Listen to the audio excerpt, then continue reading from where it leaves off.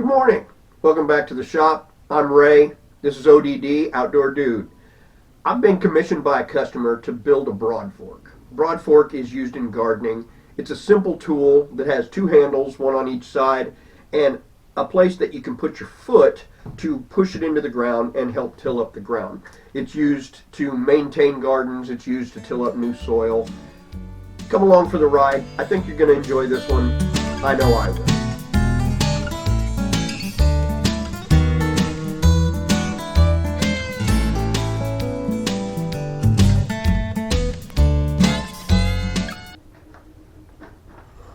Alright, what I have is my materials here that we're going to use to make the Broadfork.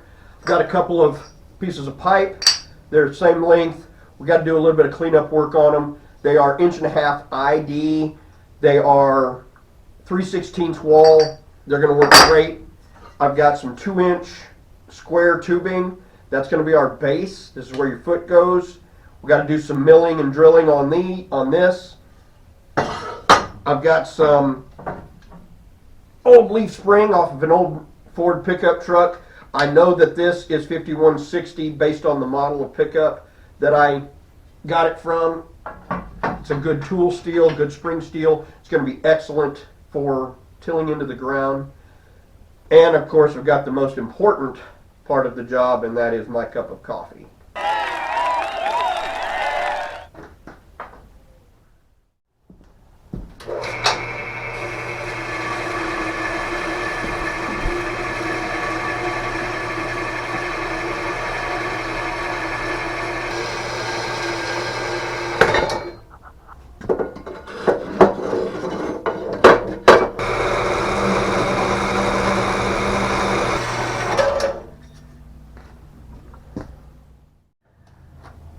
Just making a pattern here. I'm going to use this piece of a cardboard box. Use the inside piece. I'm going to make a pattern of what I want my blades to look like. I can trace that pattern onto the blades.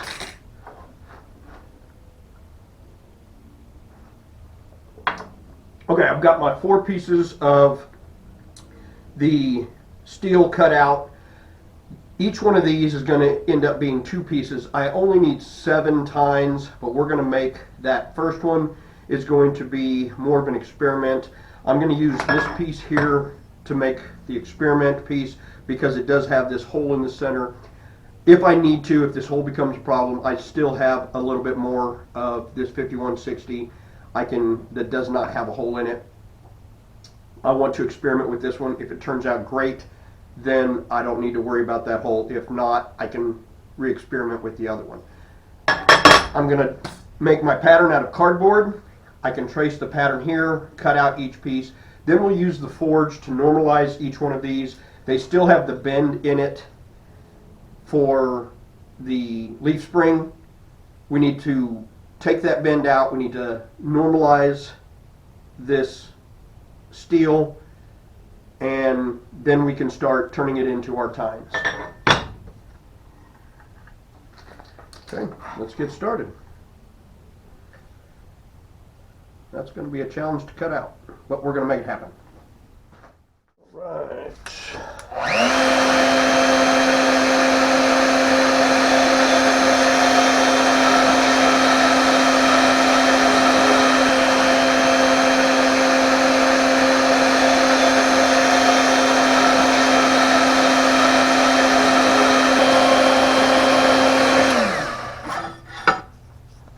All right. Let's change that plan.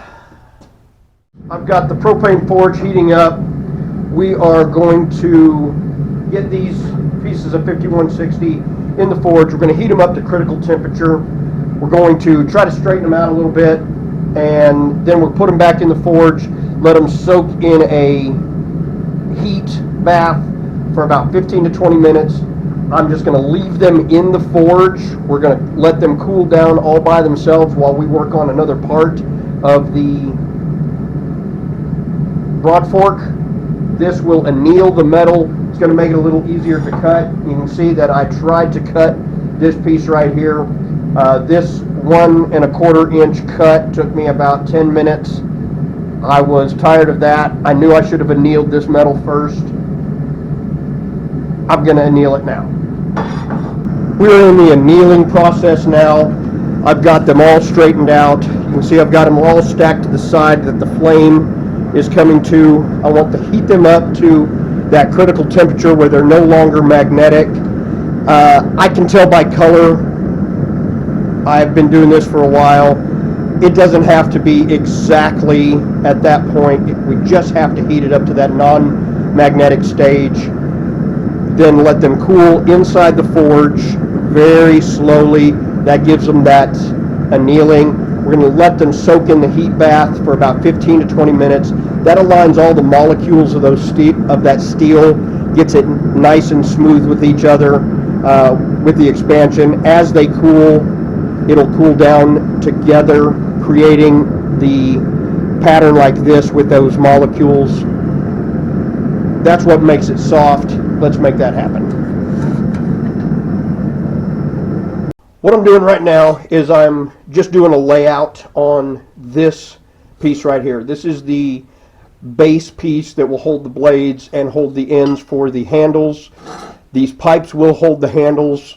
I need to lay out a curve right here, or an arc, if you will, to be able to weld these pieces of pipe to the end with a nice smooth transition. This is 2-inch. This is 1 13/16 ID. So there's going to be a little bit of a difference. I want it to be as smooth as possible. We can't have this gap here like this. I want it to be pretty. I want it to be serviceable and very strong. So we're going to cut these arcs out so that these pipes will fit nicely in between. Let's get started.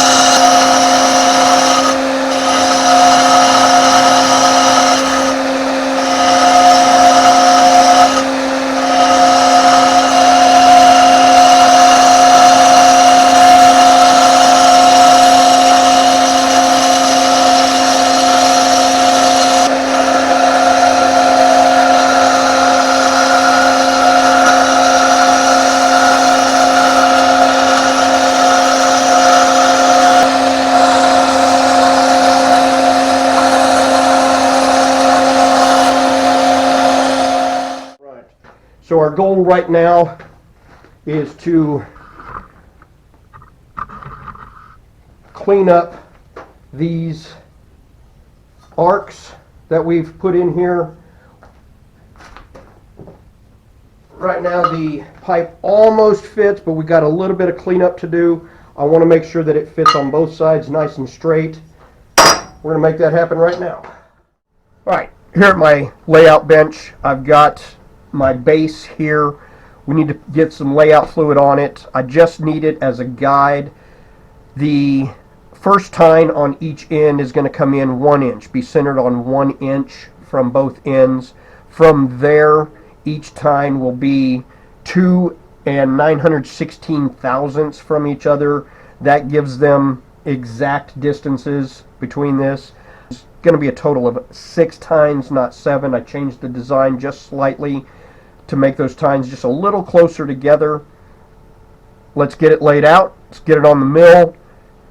Get these slots cut at 3/8 width by a 1 inch length. All right, I've got the piece being held down with the clamps.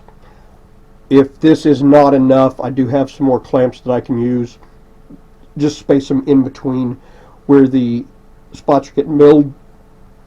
I have a dial indicator or test indicator on my spindle.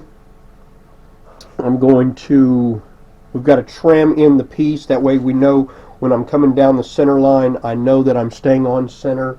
I've got it eyeballed as best I can, but we want it to be perfect. We want this thing to be perfect for our customer. See, it's a little off the mark that I had made. Again, those marks were more of a guide than anything else. Alright, I'm going to zero my X right there. I'm going to come over 2 and 916 thousandths right there.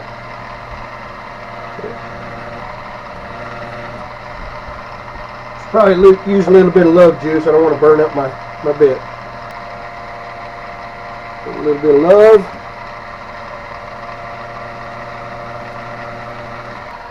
Right there.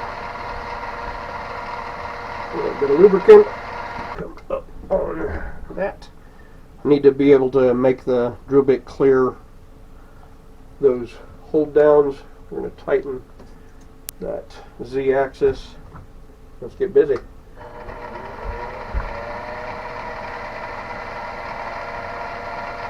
Going about 500 RPM. A little bit of lubricant.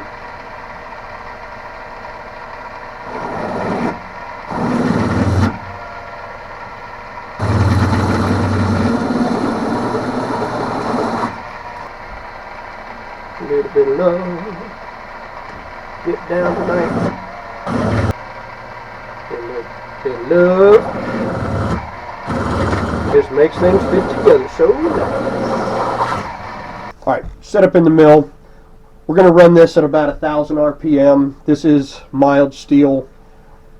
Got a 3/8 end mill. We're going to plunge into the hole that we cut. We need to come both directions by 312 thousandths. That gives us a 1 inch from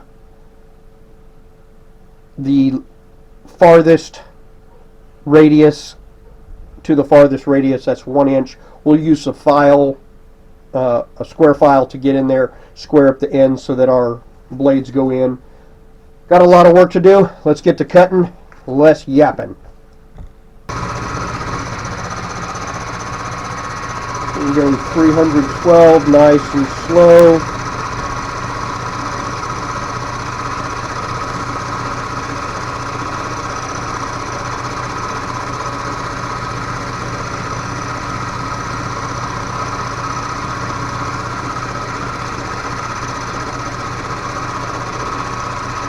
Getting there. At 300. There's our 312. We're going to come back the other direction.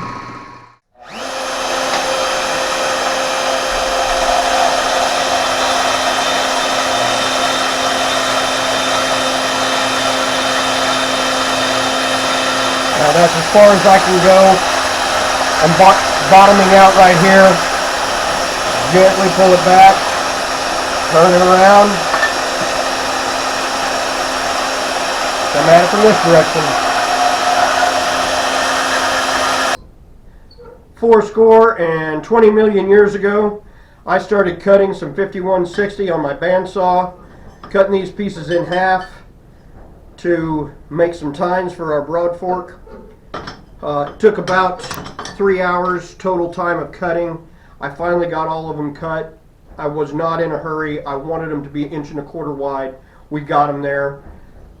Next step is I've got some more cutting to do. I think that for this cutting, I'm going to use my cutting torch. I'm not very proficient at it. Any more practice that I get with that cutting torch is just a bonus for me. I'm not going to mess it up. I'll get some lines on here. I'll stay outside the lines. Anything that any jagged edges that I have can be taken off with a grinder, my belt sander. After that, we're going to heat up the forge, get each one of them in the forge. These are a little thicker than 3/8. If you remember our slots that we cut in our base bar, they are 3/8 wide. I want these to be a tight fit, so I'm going to use a power hammer to bring these down close to 3/8. Then we'll use our sander, our belt sander, to finish them off, get the scale off of them so we can get a good weld on these. We've got a little bit of design to do. Let's do it. Alright guys, I am set up ready to cut these. I've got my torch set. I've got a single lot cutting tip on here. It's just 3/8 steel, so this should cut through it with no issues. It's a dirt floor. I'm not worried about anything down below me catching on fire except for me. I am behind this. I'm keeping myself out of the way. What I'm doing right now is trying to find a comfortable pattern to where all I have to do is lean in and cut. Let's get started.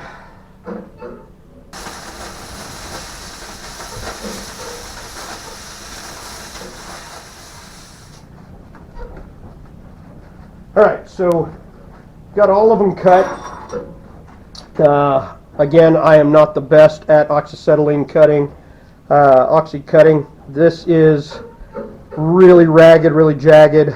I need to take the scale and the slag off of here. I'm just going to use an angle grinder, take it off nice and smooth. I'm not going to go any further than taking the slag off. I'm not trying to sharpen it. Still need to bevel it. Let's get started. Good morning, guys. Welcome back to the shop. It is the next day on our Broadfork project. Today we're going to focus on these tubes and the tines.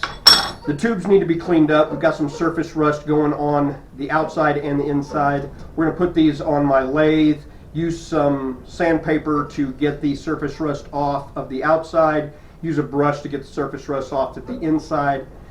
Move over to the mill. We've got to drill a couple of holes at 1 3/4 inch apart. That's where the handles fit into. Those are pre-drilled on the handles already. Then we're going to focus our attention onto the tines. I've got 8 of them. Again, we only need 7. We're going to put a bevel in this for the cutting edge. Then we need to get them hardened, tempered, and then put the project together, get it painted, get it drying, get it to the customer. We're almost there. Stick around.